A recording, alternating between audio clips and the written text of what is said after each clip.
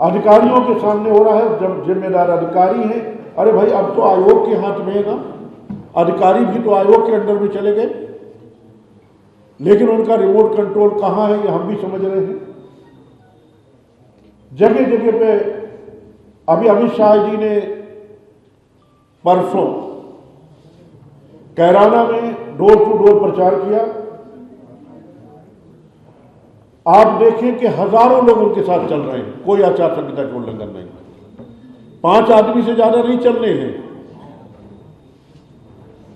इसके अलावा जहां एक तरफ आप ये देख रहे हैं कि कल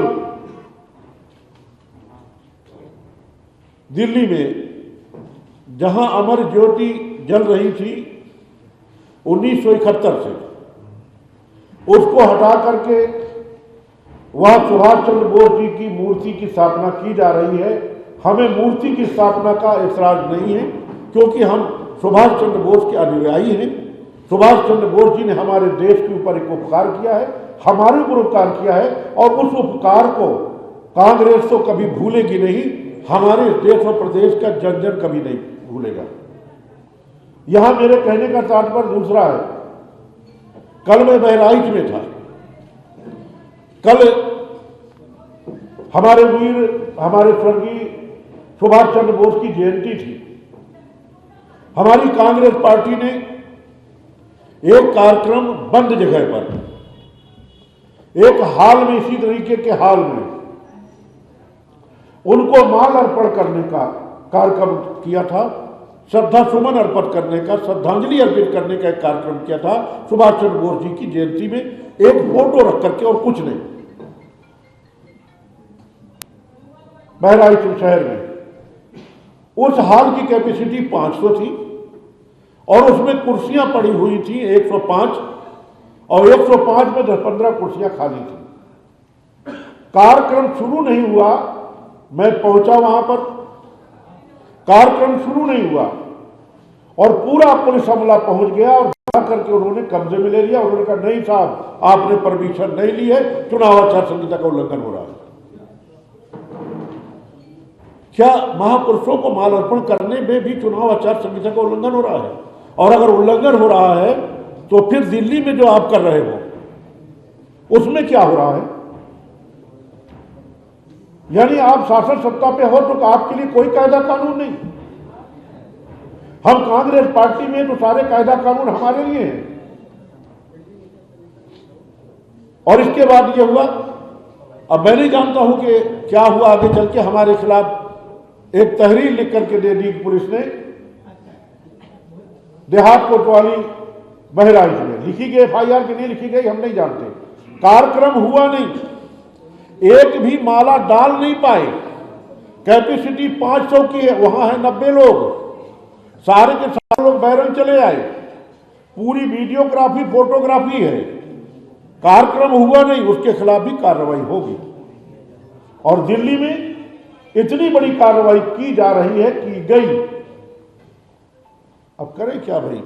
सैया भाई कोतवाल तो फिर डर काहे का? अब कहां है चुनाव आयोग?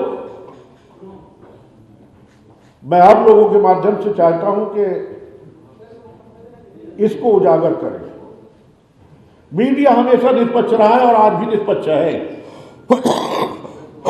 खास तौर पे मीडिया डिपार्टमेंट, मीडिया को जब जब हमने आमंत्रित किया है हमें हमेशा सहयोग मिला है और हमने कोई भी बात मीडिया में किसी के विरुद्ध नेगेटिव नहीं कही है। एक जो संविधान के तहत एक मर्यादा के अंतर्गत ही हमने आज हमेशा बात कही है और आज भी हम मर्यादा के अंतर्गत बात कर रहे हैं। आपने हमेशा सहयोग किया है, हमारी आज आपसे विनती है आप सहयोग करें। आज का जो मुख्य कार्यक्रम है वो ये है कि एक बहुत ही मजबूत, बहुत ही बड़ा संगठन है जिसका नाम है राष्ट्रीय अल्पसंख्यक आरक्षण मोर्चा।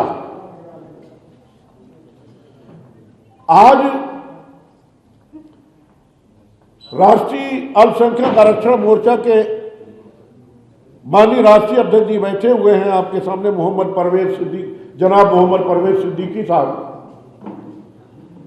अब मैं सौभाग्य कहूं, कोषाधर जी की अगुवाई में, माननीय सतीश आडवाणी जी की अगुवाई में, और इनकी बात जो दिल्ली में हमारे राष्ट्रीय नेताओं से हुई है उसके अनुसार आज ये जो मोर्चा है अल्पसंख्यक राष्ट्रीय अल्पसंख्यक आरक्षण मोर्चा आज कांग्रेस पार्टी को 2022 के विधानसभा के चुनाव में समर्थन दे रहा है। और ये समर्थन लेटर हमारे हाथ में है, ये समर्थन लेटर हमारे हाथ में है। आज आपको कष्ट देने का कारण यही था। हम उम्मीद करते हैं कि ये जो बूंद बूंद इकट्ठा होकर के जो एक सागर बन रहा है, हम लोग 2022 में जो चुनाव होना है अभी बल्कि चल रहा है, उसमें कांग्रेस पार्टी प्रियंका गांधी वाड्रा जी के नेतृत्व में चुनाव लड़ करके राहुल गांधी जी के निर्देश पर, श्रीमती सोनिया गांधी जी के निर्देश पर कांग्रेस पार्टी चौंकाने वाला रिजल्ट देगी।